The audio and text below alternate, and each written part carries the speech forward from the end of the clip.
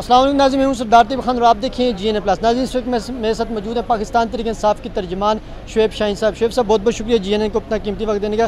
Sir, क्या कहेंगे, practice and procedure के इसकी समाअत इस वक्त जारी, अभी वक्फा हुआ है और चीफ जस्टिस ने कहा है कि आज ही फैसला सुनाया जा सकता है और आज ही हम इस केस को ख़त्म करने जा रहे हैं। कैसा देखते हैं आज की समाअत के हवाले से? देखें, ये बहुत अहम केस है, इसमें कुछ अच्छी चीज़ें भी हैं लेकिन तरीक़ाकार गलत था। आइन के अंदर अगर आइन को तब्दील किए बग़ैर सुप्रीम कोर्ट की जुरिस्डिक्शन एंड कॉम्पिटेंस को छेड़ा जाएगा, जहां सुप्रीम कोर्ट रूल्स भी मौजूद हैं, तो एक पेंडोरा बॉक्स खुलने का ख़दशा हो सकता है।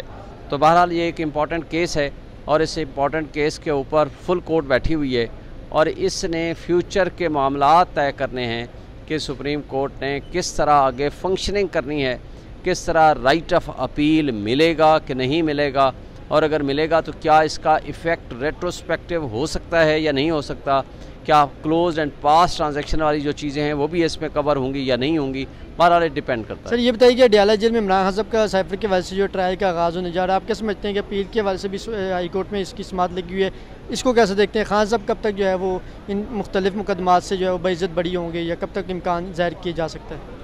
देखें, ये तो बड़ी बदकिस्मती की बात है कि जो साल से पड़े हुए मुकदमात हैं उनको तो कोई नहीं सुन रहा, लेकिन इमरान खान के ख़िलाफ़ ट्रायल वो भी एक मैनेज करके किसी जज से साहब के पास, जैसे हुमायूं दिलावर के पास कराया गया, और आप जो है वो साइफर केस का हो रहा है, वो सिर्फ़ और सिर्फ इसलिए है कि ताकि किसी ना किसी तरीक़े से उनको सज़ा की तरफ ले जाया जाए और इलेक्शन से पहले कोई ऐसा लाएअमल बना दिया जाए जिससे उनको डिस्क्वालीफाई की तरफ ले जाया जा सके।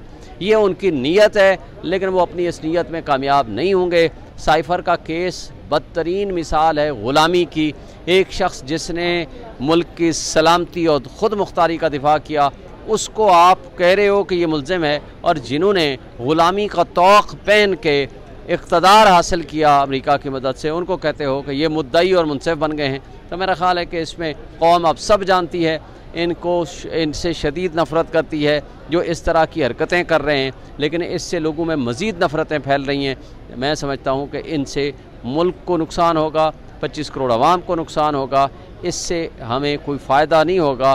फ़ायदा तभी होगा कि हम फ्री एंड फेयर इलेक्शन कराएं, तमाम पॉलिटिकल पार्टीज़ को लेवल प्लेइंग फील्ड दें, हर कोई अपने प्रोसेस ऑफ इलेक्शन में जाए और मुल्क को एक मुस्तहकम जमहूरी हुकूमत मिले ताकि वो इन मसाइल का हल कर सके। सर, ये बता दीजिएगा, इमरान खान साहब के दौर में इसराइल वाले मामले पर दो टोक वज़ीर-ए-आज़म साहब ने जवाब दिया, साहब का वज़ीर-ए-आज़म ने दो टोक जवाब दिया, लेकिन जो मौजूदा प्राइम मिनिस्टर साहब उन्होंने कोई पॉजिटिव या उस तरह का जवाब नहीं दिया जिससे जो है वो फ़लस्तीनियों से कोई इस तरह की यकजहती होती है। आप इसको कैसे देखते हैं?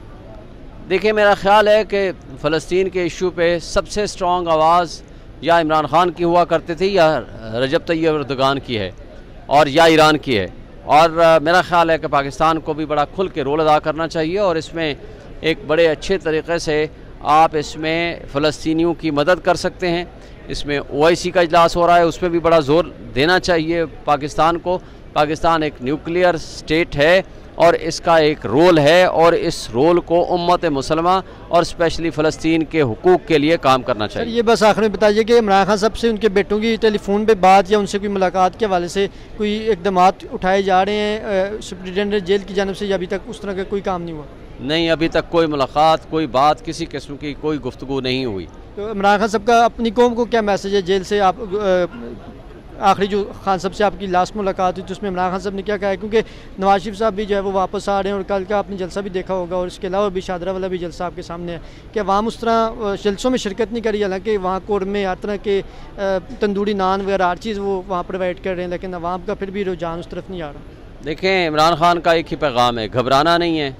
जुल्म और जबर की अंधेरी रात जब बहुत ज़्यादा अंधेरी हो जाए तो वो सुबह की नबीद हुआ करती है, और इंशाअल्लाह सुबह का सूरज ज़रूर तलू होगा। लोगों के ऊपर जबर और जुल्म और बर्बरियत के ज़रिए अगर आप खौफ की फ़िज़ा पैदा करके ये समझना चाहते हैं कि लोग पीछे हट जाएंगे, ऐसा मुमकिन नहीं है। अवाम और कौम आज भी इमरान खान के इस पैगाम के साथ खड़ी है, और मैं समझता हूँ कि इमरान का एक ही पैगाम है कि आप डटे रहो, खड़े रहो, हुसैनियत के साथ ज़िंदा रहो।